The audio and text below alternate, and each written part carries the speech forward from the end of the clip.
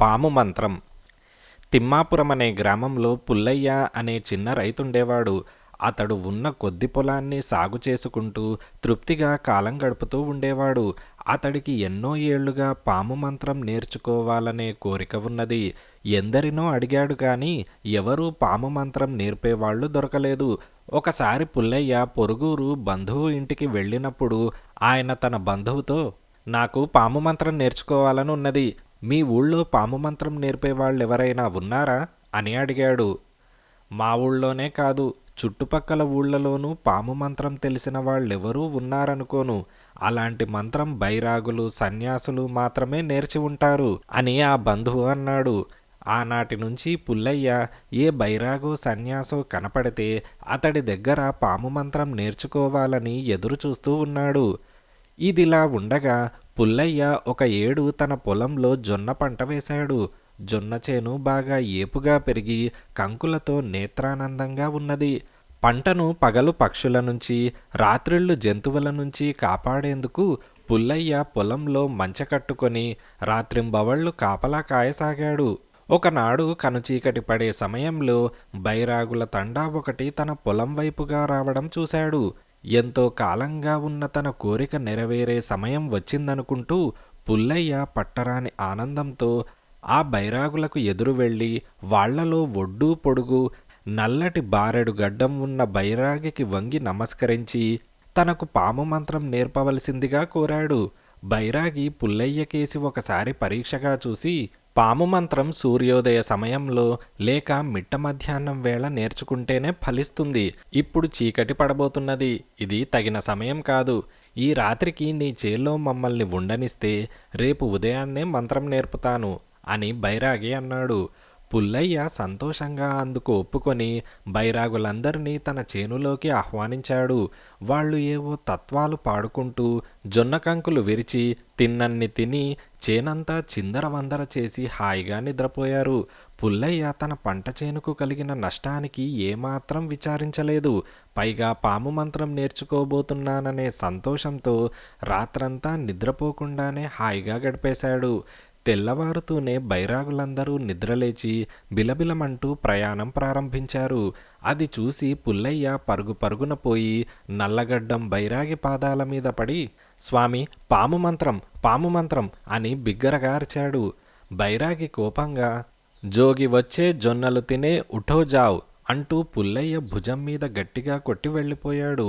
పుల్లయ్య అదే పాము మంత్రం అనుకొని ఇన్నాళ్లకు తన కోరిక నెరవేరిందన్న ఉత్సాహంతో బైరాగి అన్న మాటలను మననం చేసుకుంటూ ఇంటికి పోయి భార్యకు ఒక బైరాగి తనకు పాము మంత్రం నేర్పాడని చెప్పాడు. ఈ సంగతి పుల్లయ్య భార్య ద్వారా విన్నవాళ్లు గ్రామమంతా ప్రచారం చేశారు. ఇది జరిగిన నెల రోజులకు గ్రామంలో ఒకణ్ణి పాము కరిచింది. ఏం చేయడమా అని వాడి బంధువులు కంగారు పడుతున్న సమయానికి పుల్లయ్య పాము మంత్రం గుర్తొచ్చిన వాడొకడు, భయపడకండి, మన పుల్లయ్యకు పాము మంత్రం వచ్చు కదా, అతడి దగ్గరకు తీసుకుపోదాం అని అన్నాడు. పాము కరిచిన వాణ్ణి పుల్లయ్య దగ్గరకు తీసుకువచ్చారు.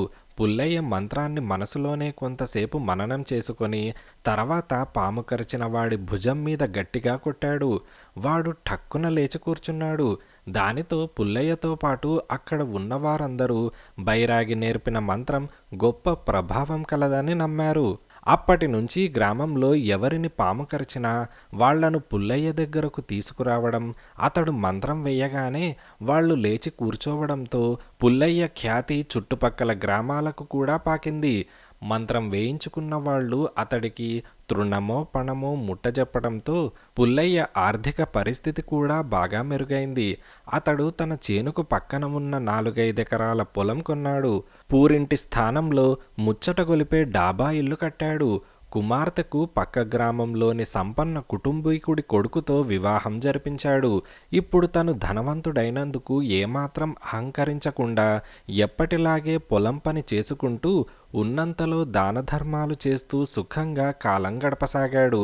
ఇలాంటి పరిస్థితుల్లో ధనార్జన కోసం ఏనాడో గ్రామం వదిలి దూర ప్రాంతాలకు పోయిన మునుస్వామి అనే పుల్లయ్య మిత్రుడు అతడి పేరు ప్రఖ్యాతలు విని చాలా సంతోషించి చూడవచ్చాడు.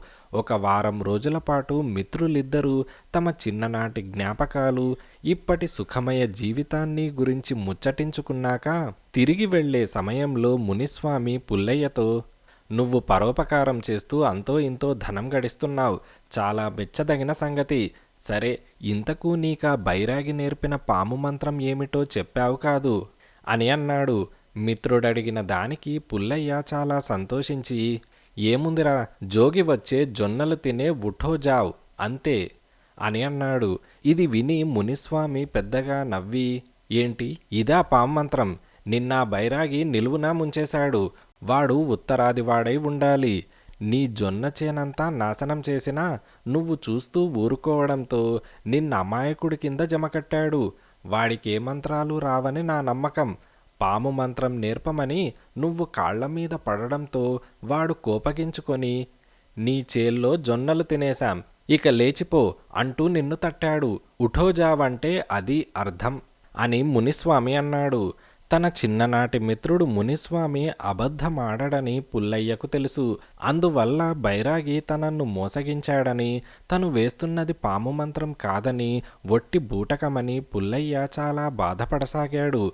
ఇది జరిగిన వారం రోజులకు పాము కాటు వేసిన పొరుగు గ్రామం వాణ్ణొకణ్ణి పుల్లయ్య దగ్గరకు తీసుకువచ్చారు. పుల్లయ్య మంత్రం వెయ్యడమా మానడమా అని సంశయిస్తూనే మంత్రాన్ని మనసులో మననం చేసుకుంటూ పాముకాటు తిన్నవాడి భుజం మీద గట్టిగా కొట్టాడు. వాడిలో ఏమాత్రం చలనం కనిపించలేదు. వెంటనే పుల్లయ్య అక్కడ ఉన్నవాళ్లతో, "నేనొక అపచారం చేయడం వల్ల నా పాము మంత్రం ఫలించకుండా పోయింది. ఇతన్ని వెంటనే పట్టణానికి తీసుకుపోండి, అక్కడ మంచి వైద్యులున్నారు" అని అన్నాడు. ఆ విధంగా పుల్లయ్యకు మంత్రశక్తి పోయిందని అందరికీ తెలిసిపోయింది.